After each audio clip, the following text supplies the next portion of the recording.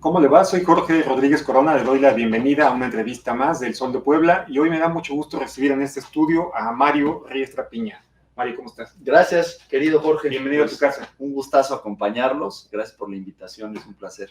Mario estudió Ciencia Política y Relaciones Internacionales en el CIDE, es diputado federal por Puebla, representante del Distrito 12, donde compitió y ganó, militante del PAN, vicecoordinador de Enlace Gubernamental de la bancada panista en la Cámara de Diputados. También es padre de familia y corredor. Otra vez, mucho gusto, Mario. Gracias, Jorge. Buena biografía.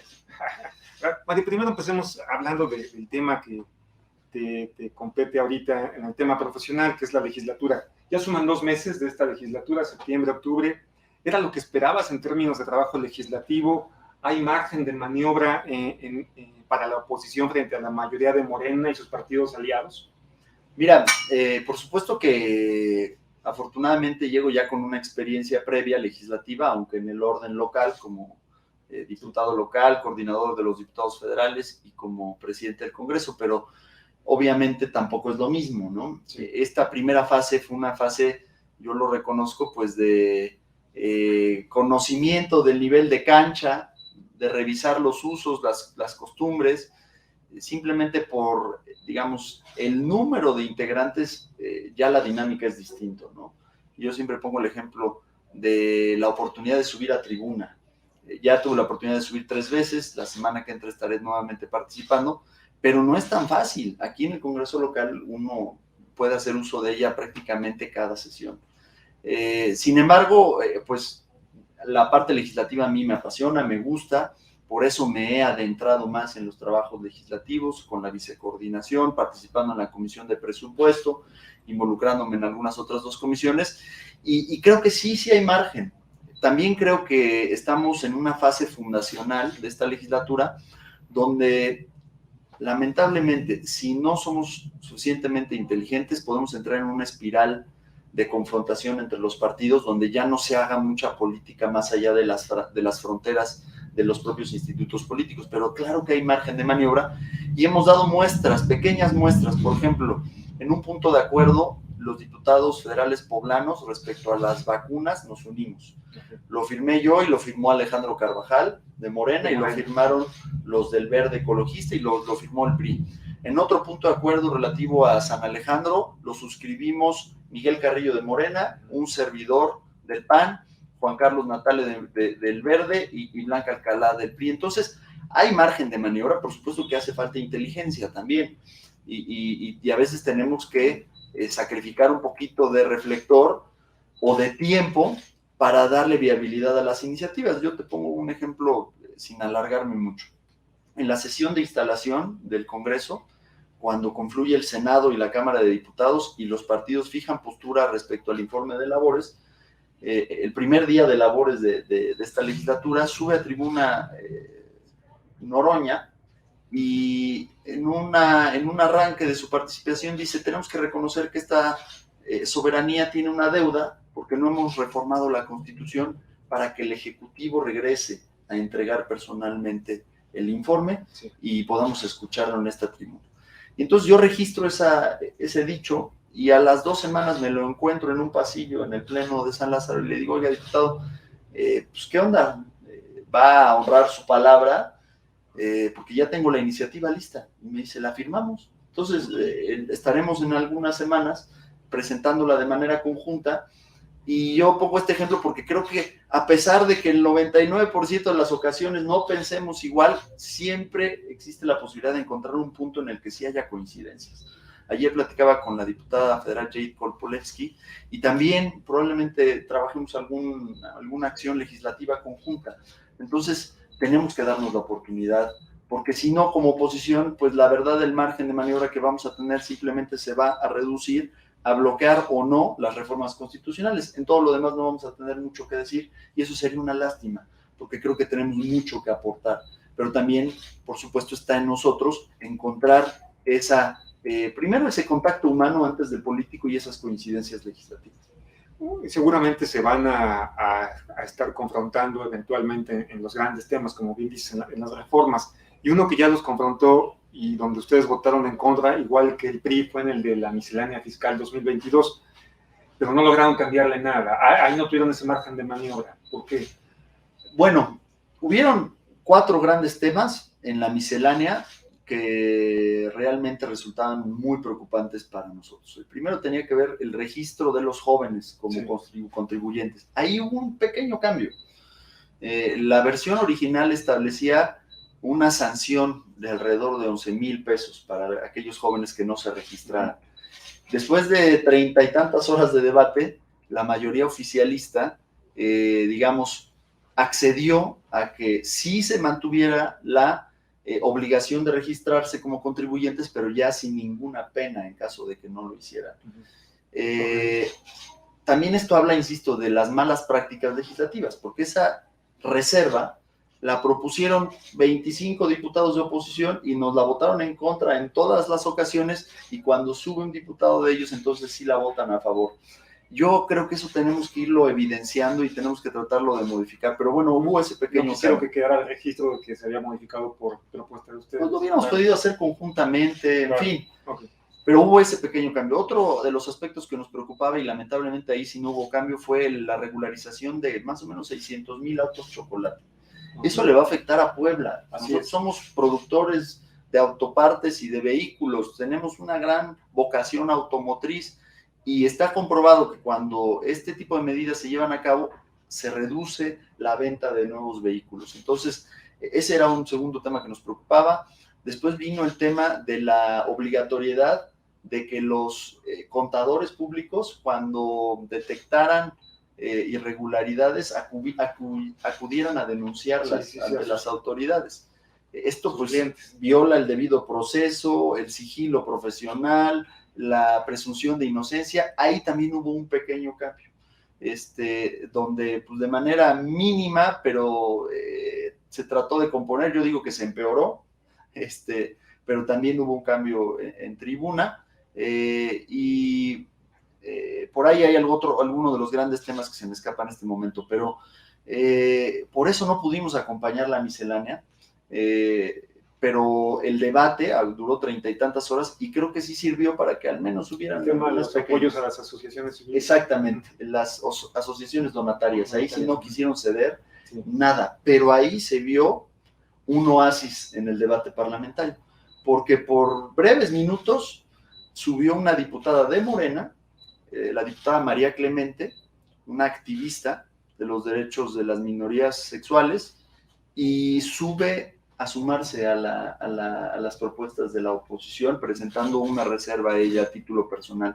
Y fue cuando se desatan los empujones, porque se cierra la votación, les logramos arrancar algunos votos a la mayoría oficialista, y entonces pedimos el recuento vía tablero y no vía votación económica, y entonces ahí se arma la melee. Ese fue el cuarto punto, donde lamentablemente no hubo sensibilidad, digamos, mayoritaria, pero sí en lo individual hubieron algunos diputados que manifestaron su solidaridad o su discrepancia con la iniciativa del presidente. ¿Viene una reforma energética, reforma eléctrica o contrarreforma energética? Porque prácticamente se van a echar abajo muchas de las cosas que cambió el gobierno de priista Enrique Peña Nieto.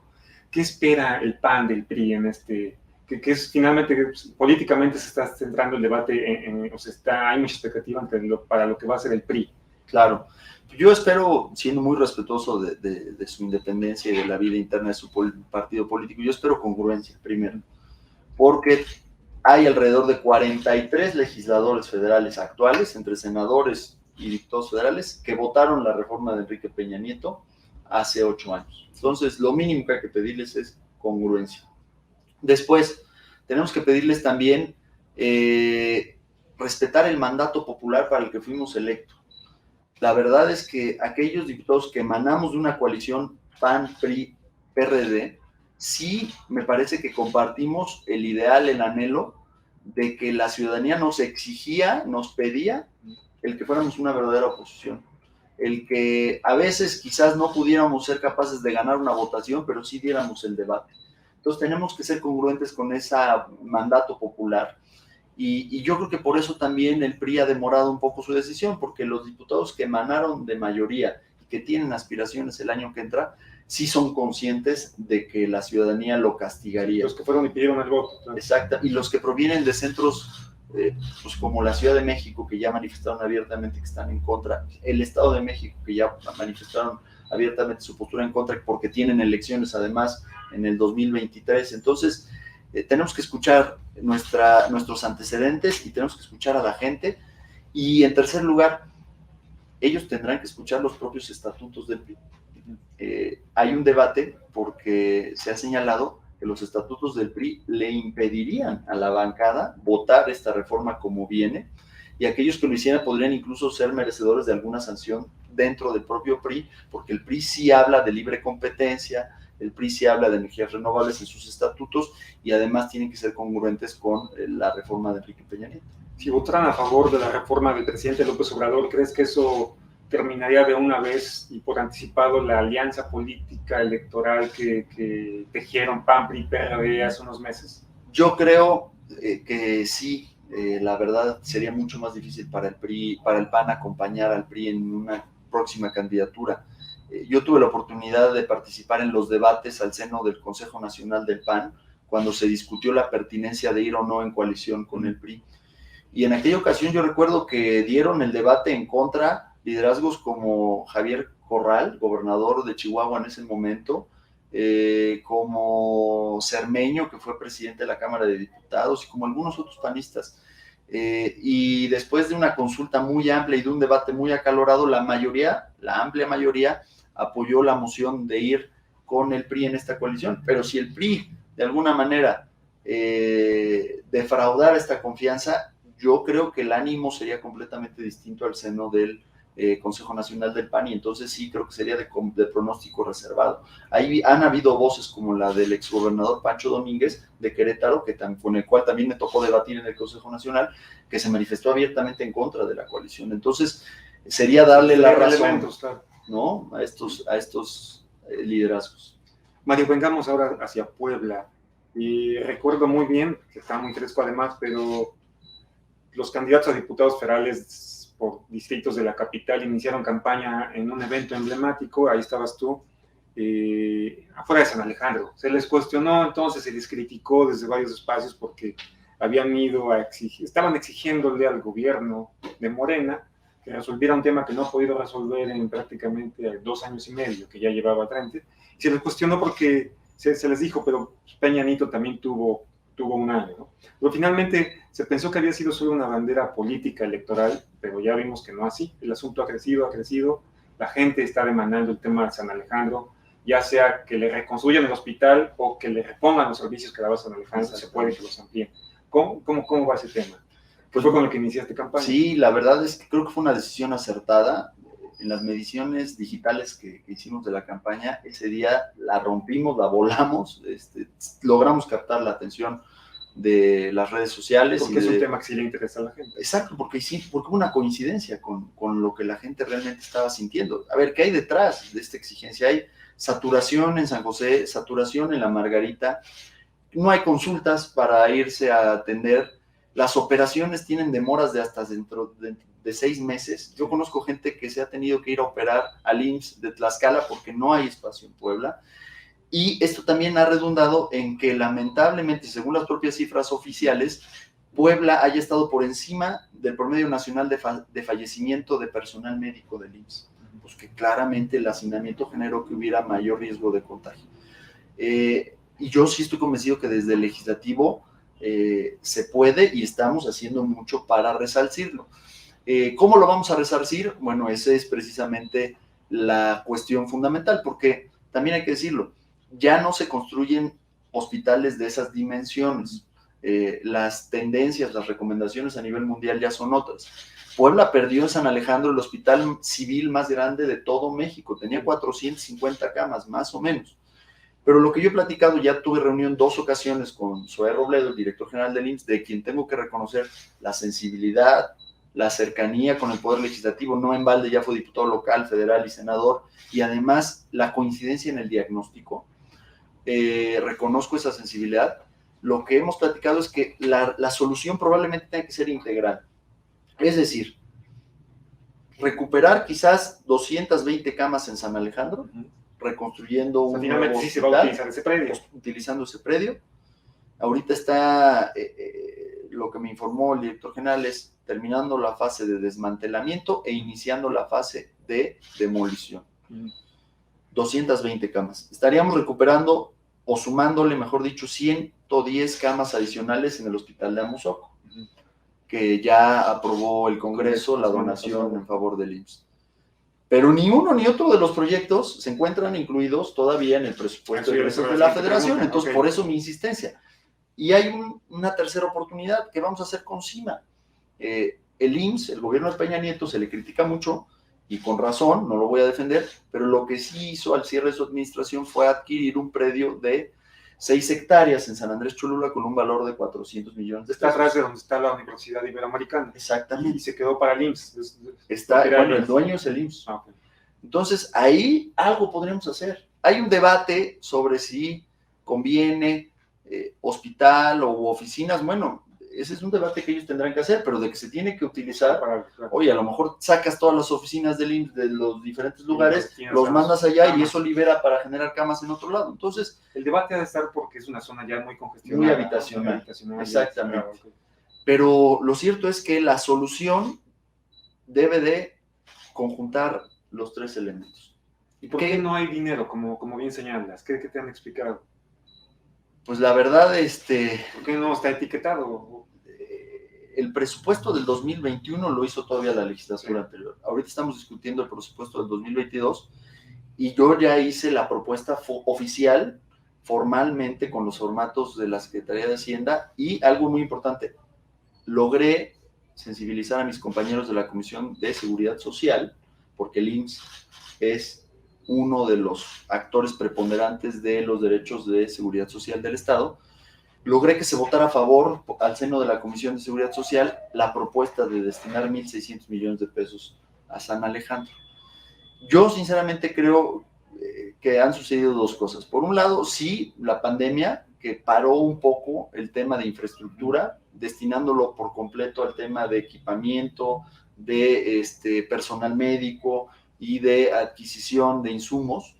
Y por otro lado, hay que decirlo, yo no escuché en toda la legislatura anterior voces que pusieran el tema sobre la mesa. Ahorita ya estamos varios sumados en el tema y a mí me duele mucho, y aquí sí tengo que ser crítico y franco, pues que esté en el presupuesto de egresos de la Federación 360 millones de pesos en el anexo de infraestructura del IMSS para un centro de actividades acuáticas. Y yo no sé si es algo como lo que tenían en Huaxtepec o lo que sea, pero que claramente no es prioritario, ¿no? Entonces, lo que yo digo es, sí hay cosas que podemos mandar al final de la lista y lograr meter San Alejandro, ¿no?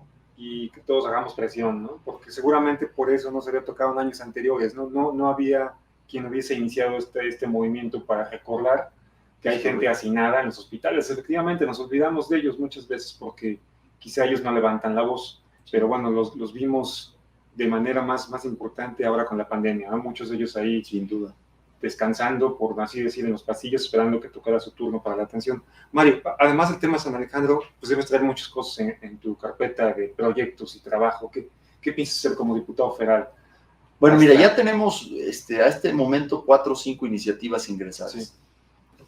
La de las vacunas, la de San Alejandro como punto de acuerdo, una reforma para el informe del presidente de la República que ya comentamos, una reforma para ampliar el catálogo de enfermedades que cubre el INSABI, y también es un compromiso de campaña.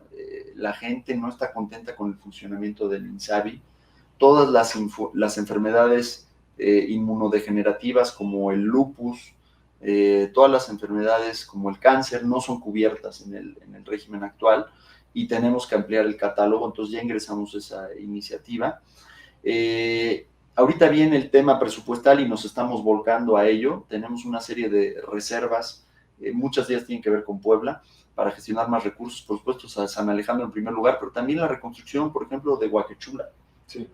Lleva 4 años el monasterio del siglo XVI, atractivo turístico, patrimonio no solo de los poblanos, y la verdad es que está abierta la bóveda, el techo está completamente quebrado, hay un hoyo inmenso ahí, y entonces hace falta ese recurso, ¿no? Sí. Entonces nos vamos a volcar en el tema del presupuesto, también nos vamos a volcar en el tema de las comparecencias, y yo creo que de cierre de año la prioridad va a seguir siendo la salud y la reactivación económica. Estamos trabajando un tema para la reactivación de la industria restaurantera. A nivel nacional. A nivel nacional. Ayer coincidí en una reunión con el presidente de Canirac a nivel nacional, y es lo que te platicaba que conversé con la diputada Jade Korpolemsky, en donde queremos que un porcentaje del consumo en restaurantes sea deducible para reactivar el sector servicios. A mí me toca ser representante popular del centro de la ciudad de Puebla, y aquí la vocación son los servicios, los hoteles, por supuesto, y los restaurantes en primer lugar. Entonces, esas son algunas de las iniciativas que estamos trabajando. A ver, Mario, seguramente pues, a principios del próximo año otra vez te vamos a entrevistar para que nos platiques qué habrá en 2022. Muchas gracias. Vamos ahora al tema del PAN. Eres panista, además un actor importante en ese partido político desde, pues yo te recuerdo ya como protagonista desde 2010, seguramente tienes más historia, pero yo me acuerdo desde 2010. Entonces ya llevas por lo menos una década participando activamente en el partido y pues no te voy a desaprovechar. ¿Qué te parecieron? Primero cuéntanos los resultados electorales del 6 de junio en Puebla para el PAN. Bueno, hago un breve paréntesis. Sí. Hace un año y piquito se publicó un libro sobre la historia del PAN en la Ciudad de México, que hizo un PAN en la Ciudad de México, que hizo un ex legislador que se llama Aminadab Pérez, si no me equivoco su apellido. Y me llamó la atención y lo menciono y lo guardo con mucho aprecio, porque en ese libro ya se me menciona como militante de la Ciudad de México. Yo participé por ahí del 2006-2007 de un equipo político que comandaba Arne Ausenruten, quien había sido jefe delegacional de la Miguel Hidalgo y buscaba en ese entonces ser jefe de gobierno de la Ciudad de México. Entonces lo menciono porque, si bien pues yo en ese entonces era un joven entusiasta, si tú quieres brigadista, ya tenía una militancia incluso antes de regresar a vivir a la Ciudad de México. Años, tenía por ahí, sí, 25, 26 años, exactamente. Bueno, los resultados de la jornada reciente electoral son, agridulces, cuando menos, ¿no?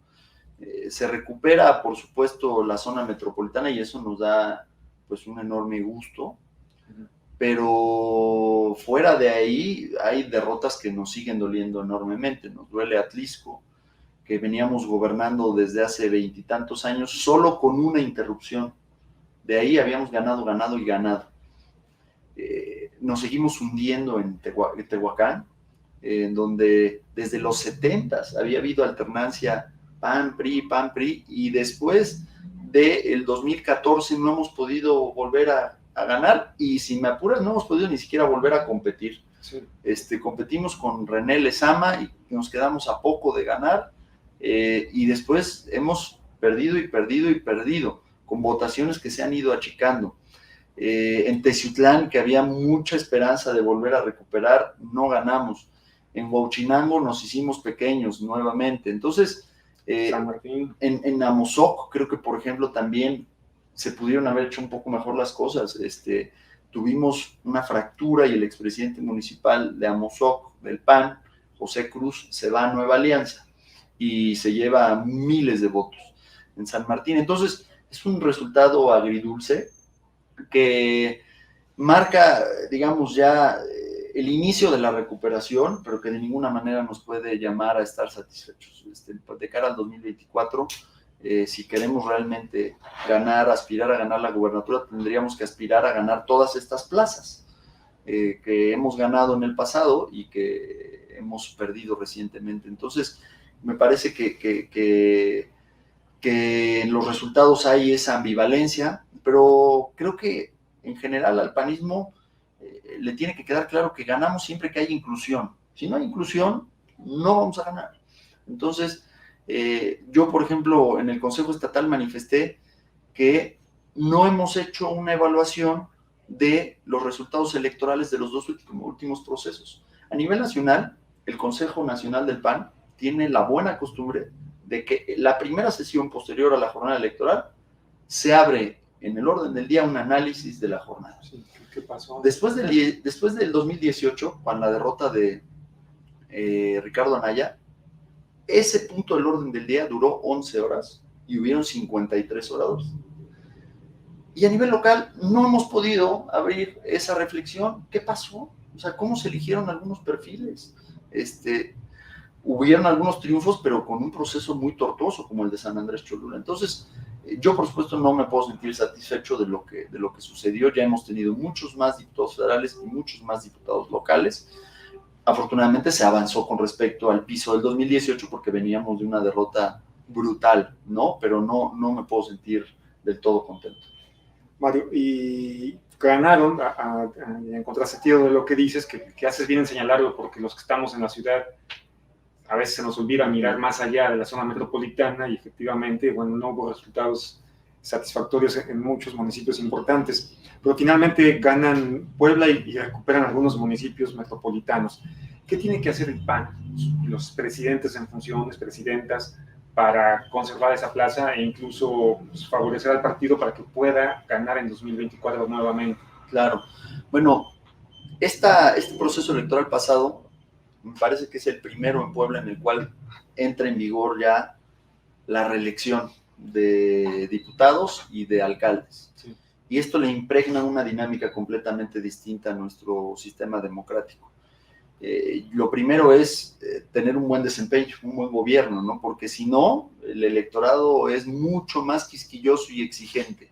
Y en la evaluación que hace de sus autoridades es implacable, ¿no? Entonces, por eso, lo que se vivió en Puebla Capital, donde la evaluación ciudadana, y no lo digo yo, Campaign and Elections, en la última evaluación, el fin de semana previo al cambio de administración, pone a la administración de Claudia Rivera como el lugar número 57, en último lugar nacional, según esa encuesta, ¿no? Entonces, si alguien quiere tener aspiraciones, ya no digamos a la reelección, sino políticas en la siguiente elección, tiene que tener un buen desempeño. Tenemos que ayudar a hacer un gran papel a Edmundo Tlategui, que estoy seguro que lo va a hacer bien, a Paola Angón, que también me parece que tiene todo para poder hacer un buen desempeño, y principalmente seguimos siendo un estado y un país muy centralista. Entonces tenemos que, seguramente sucederá, el que hacer un buen papel con el liderazgo de Eduardo Rivera.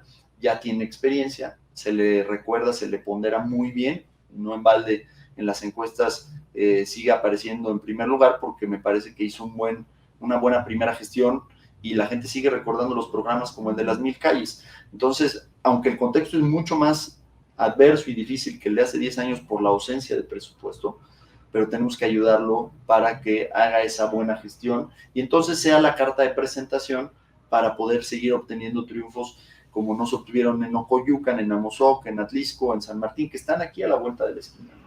Mario, pues ya que aterrizaste en el municipio de Puebla, ¿qué te pareció la conformación del equipo de trabajo de Eduardo Rivera Pérez? Pues mira, yo la verdad ya tuve la oportunidad de ser secretario del ayuntamiento y creo que el cabildo de esta ciudad hoy en día es el más plural que ha tenido Puebla. Es el más plural porque incorpora perfiles ciudadanos como Carlos Montiel, como Ale Cañedo. Plural ya de por sí dentro de la propia propuesta panista. Y a eso voy. Y también dentro del propio PAN me parece que es el más plural por mucho. Están representados todos los grupos. Ahí podría decir que está representados liderazgos importantes como el de Jorge Aguilar, como el de los Rodríguez Regordosa, como el ala de Genoveva, por supuesto, liderazgos jóvenes panistas, como Gaby Ruiz, como, en fin, como la propia Alex Candón, que ahorita es contralora, pero iba también en la planilla como síndico suplente. Entonces, la verdad, tanto al interior del PAN como en el cabildo en general, yo nunca había visto un cabildo tan plural. Y creo que eso de alguna manera se replica en el gabinete, donde también hay participación de panistas, de priistas, de perredistas. Y esto también es importante porque en la medida que podamos tener un buen ejemplo exitoso de verdaderamente un gobierno de coalición, esto va a ayudarnos a seguir teniendo este modelo exitoso, porque yo recuerdo mucho, por ahí del 2011, 2012, que el PRD pues se quejaba de que en el gobierno del Estado no había tantos perfiles perredistas, ¿no? Y entonces, habían ganado con la alianza con Rafael Moreno, cuando habían sido parte del triunfo, y nos decían, es que perdimos votos porque creemos que pudimos haber sacado más votos y no fuimos parte del gobierno. Entonces, creo que en la medida en la cual entendamos que para ganar la gubernatura, si aspiramos a ir en coalición, nos conviene un PRI fuerte y un PRD fuerte y un PAN fuerte, Claro. y los incluyamos en el gobierno, creo que en esa medida nos va a ir mejor a todos, ¿no? Así es, porque si no están fuertes no van a darle votos a la coalición. Y hay una discusión, Mario, una discusión, la presidenta con licencia, que es candidata a la reelección, Genoveva Huerta, le exige a Eduardo Rivera que el 25% de los integrantes del equipo de trabajo, no aclara exactamente dónde, pero del ayuntamiento, sean perfiles que haya propuesto el comité directivo estatal, o sea, ella. ¿Qué opinas de eso? ¿Debe ser así o no debe ser así? Eduardo Rivera, evidentemente, no lo ha dicho tan directo, pero no está de acuerdo con eso, porque él dice, lo ha dicho a través de sus colaboradores, no tenían que ser panistas emanados del comité directivo estatal, sino panistas, y sí tengo panistas. Incluso ya dijeron que tienen más del 50%. ¿Pero qué opinas de esta discusión? Bueno, mira, yo creo que, por supuesto, es deseable que haya panistas en la administración. También es deseable que el gobierno no sea rehén de ningún grupo y en ese sentido tenga autonomía, tanto en el cabildo como en la propia administración. Algo que hay que reconocerle, desde la primera vez que Lalo Rivera fue alcalde, había el cálculo de que en esa administración municipal había entre 200 y 300 miembros activos del PAN. Y varios de los secretarios de ese entonces entraron siendo ciudadanos y terminaron afiliándose al partido. Recuerdo el ejemplo de Jimena Mata, que en ese entonces, al final de esa administración, era miembro activo del PAN. Entonces sí había una identificación. Por supuesto que el panismo quiere sentirse parte de la administración y creo que lo está haciendo. Pero lo que yo también considero es que esto no tiene que ser, digamos, una especie de exigencia de cuotas, sino más bien sugerencia de desempeño. Y en la medida en que como sugerencia y con base en la trayectoria se puedan incluir, pues creo que va a transitar de mejor manera para todos, ¿no? Al final de cuentas también hay gente valiosa en todos los equipos y estoy seguro que Lalo así lo ha identificado. De hecho hay gente que apoyó al equipo de Genoveva recientemente y que ya está integrada al ayuntamiento. Te podría dar algún ejemplo como el de Rosy Carmona, que no apoyó a nuestro equipo en la renovación del comité directivo municipal y que ya está integrada de lleno. Entonces sí ha habido esa apertura. Desconozco los detalles, pero me parece que panistas suficientes en gran número sí hay y habrá todavía más. ¿Y qué costo pagará el partido por esta ruptura, esta fractura que hay? Dos grupos, uno Genoveva, uno Eduardo Rivera, con sus aliados alrededor, y que empezó desde hace muchos meses, antes de la definición de candidaturas, y que hemos visto que no termina. ¿Qué le va a pasar al PAN? Pues mira, yo creo que a ver, no hay que espantarse, vamos a tener 2 semanas muy intensas todavía, seguramente va a haber nota para ustedes, para la ciudadanía, seguramente va a haber debate, seguramente se cruzarán ahí. Ya hablas del proceso de elección de dirigentes. Exacto. Claro. Y eso, a ver, siempre y cuando no sea guerra sucia, me parece que es hasta deseable. Algo que en este proceso electoral le llamaba mucho la atención al PRI es que nos decía, oye, se dieron con todo en el proceso interno y ahorita ya están haciendo campaña juntos. Eso en el PRI como que no lo entendemos. Y nosotros en el PAN creo que es más habitual, ¿no? Una vez que se toma la decisión, hay la buena costumbre de cerrar filas. Pero aquí se han venido peleando en varios episodios. Hemos abierto, digamos, ventanas de conflicto y de competencia y después se han abierto ventanas de colaboración. ¿Yo qué esperaría para que el impacto fuese el menor posible? Que la dirigencia electa el 15 de noviembre convoque a las partes a un proyecto en el cual tengan cabida. Porque hay gente valiosa y porque además el mensaje que tenemos que mandar es que no se nos va la vida en esto, que se puede ganar y se puede perder, pero también esa gente valiosa, esa gente leal para el partido, yo creo que tiene que tener un espacio para el 2024. Y si no somos lo suficientemente inteligentes para abrirles un espacio, entonces sí seguramente habrá un costo mayor de esta apasionada competencia. Yo creo que va a haber altura de miras y entonces tendrá que haber un ejercicio en el cual se cicatrice y se incluya, no solo de discurso, una verdadera inclusión.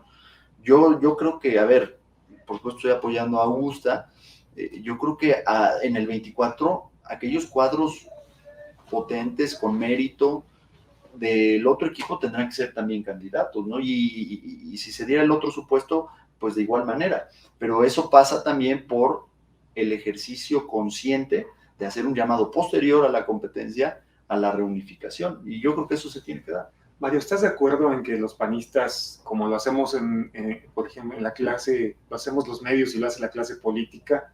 Yo creo que a veces es erróneo, o muchas veces. ¿Pero tú estás de acuerdo en que deban clasificarse en modernovallistas y yunquistas? ¿Solo existe eso en el PAN? No, yo creo ¿Y que no. existen realmente o ya no existen? Yo creo que es un error. Sí. Yo creo que esas categorías en la práctica ya no existen. Por supuesto que marcaron un antes y un después en la historia, no solo de PAN, sino de Puebla. Pero hoy en día la manera de hacer política es completamente distinta. Me parece, y lo digo con mucho respeto, que más bien el utilizar estas categorías obedece a un cálculo que probablemente a quienes las utilizan creen les pueda beneficiar en esta coyuntura electoral. Pero no, las cosas ya no son así, y yo lo que siempre he venido diciendo es que yo aspiro a un PAN en el cual podamos conjuntar lo mejor de ambos mundos, es decir, lo mejor del panismo reciente, esa hambre y esa efectividad del triunfo electoral, y lo mejor del panismo de antaño, esa fidelidad y congruencia a nuestros principios. Entonces, el panismo reciente de 2010 para acá, prácticamente. El panismo, digamos, de la era morenovalista, la donde la verdad es que se imprimió una dinámica electoral que no se tenía, ¿no? Sí. Pero yo no aspiro ni a regresar al PAN de hace 5 años, ni a regresar al PAN de los 90. Sí. Si no somos capaces de ofertar un nuevo PAN, donde todos seamos parte y donde la oferta a la ciudadanía sea mucho más rica, creo que como partido estamos también cometiendo errores muy importantes. Ya dijiste lo que ya contestaste la penúltima pregunta, tú estás con Augusta, y Augusta y Marcos Castro sí representan este nuevo PAN. Yo he platicado con ambos sobre esto que te estoy diciendo. Sí. Y la vez que platiqué incluso con Marcos Castro... O más ¿por qué estás con ellos? Bueno, primero porque creo que requiere el PAN en Puebla un refresco. Okay. Sí creo que requerimos en el buen sentido de la palabra, una sacudida para echar a andar un proceso de reconstrucción en el interior del Estado. Creo que los triunfos en la zona metropolitana, también hay que decirlo, en buena medida se dieron por el empuje, la exigencia y las relaciones de los propios liderazgos. Pero en el interior ocupamos una dirigencia cercana, una dirigencia que en su justa dimensión sepa detectar a los mejores perfiles con independencia de qué grupo vengan. A mí no me importa si estuvieron con Genoveva o estuvieron del otro lado, pero si son los ganadores y son los que nos van a garantizar un buen desempeño, esos son los que tenemos que ir a buscar, ciudadanos. Y creo que en ese sentido es positivo, pero además, regresando a la pregunta, yo he platicado esta reflexión con ambos, incluso cuando la platiqué con Marcos Castro, y cosa que le agradezco, recuerdo que me dijo, permíteme porque quiero tomar nota de ella, ¿no?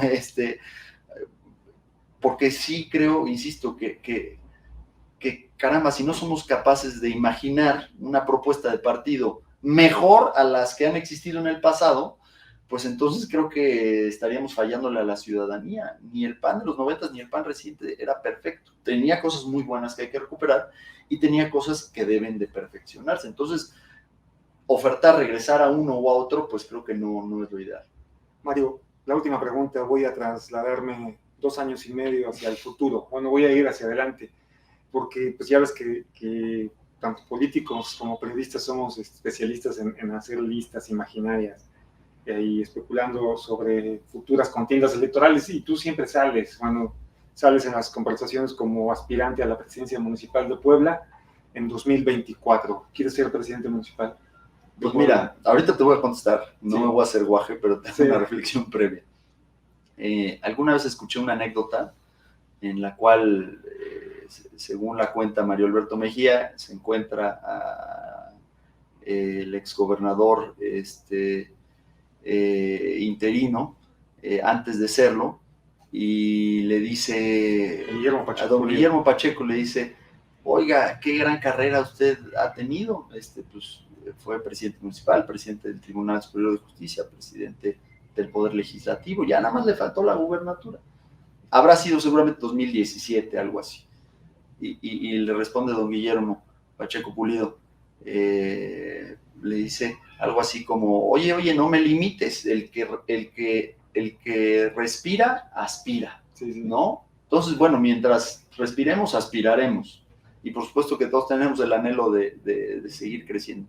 Ahora, al mismo tiempo, dice el dicho que si quieres que Dios te ría, pues cuéntale tus planes, ¿no? Entonces hay que tener plan A, hay que tener plan B y hay que tener hasta plan C.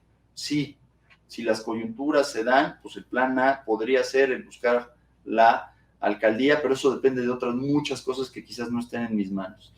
De saber si el propio Eduardo Rivera buscará la gubernatura, de que la candidatura quede en un hombre o no quede exclusivamente, digamos, clasificada para una mujer, y de que también sigamos haciendo bien las cosas y estemos bien evaluados en ese momento. Pero también, así como hay un plan A, pues hay un plan B o un C, que pudiera ser incluso buscar la reelección. Yo ya fui candidato en 2018 en medio de una elección concurrente presidencial.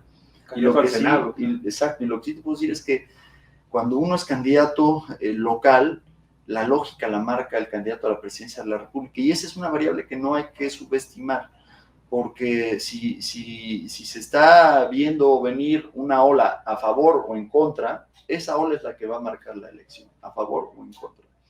Y sobre esas variables será que ya definitivamente se tome una decisión. Estamos todavía muy a tiempo, pero en ninguno de los casos hay obsesión, hay empecinamiento, hay alguna idea en la cual estemos aferrados. La idea es trabajar por Puebla, primero dar resultados y después ya viendo cómo las circunstancias se acomoden, pues ver si es el plan A, el plan B o el plan C. Sí, contestaste. Mario, lo último, porque hace rato creo que te corté. Nada más cuéntanos cómo terminó ese episodio del militante panista en la Ciudad de México en 2006. Estabas estudiando ya, por eso estabas allá. Sí, yo estudié en México del 2001 al 2005, diciembre terminé la licenciatura, pero me quedé a vivir hasta el 2010. En total viví 9 años allá. Okay. Y por ahí de 2006, 2007 yo ya estaba, digamos, haciendo vida política al interior del PAN. Yo recuerdo que el triunfo de Felipe Calderón, como simpatizante, ni siquiera como miembro activo, estaba yo en la sede del CEN del PAN, y el proceso de afiliación al PAN es más difícil que el de canonización. Entonces, me hice primero miembro adherente por ahí del 2007, y en ese contexto, pues empecé a hacer política con los militantes de la Miguel Hidalgo, con algunos que ahora son bastante conocidos, con Jorge Triana, con Maggie Martínez Fisher, era dirigente de la Ciudad de México Mariana Gómez del Campo, que ahora es mi compañera, y Arne Ausenrute. Y Arne, antes de renunciar al PAN, que yo lamenté esa decisión mucho, buscaba ser el candidato del PAN a la jefatura de gobierno, y yo estaba en ese grupo, y ahí se narra un poquito, en un par de párrafos en el libro, esas anécdotas, y yo las valoro, porque luego me dicen, no, es que tú entraste con Rafael, y la verdad es que no, yo entré varios años antes, y de hecho gracias a Juan Carlos Mondragón logro venir y regresar a Puebla como candidato. Ok, pues muchas gracias, Mario. Gracias. Esta es tu casa y te esperamos en una próxima entrevista. Gracias, Jorge. Gracias también a usted que nos hizo el favor de seguirnos, y nos esperamos en la siguiente. Muy buen día.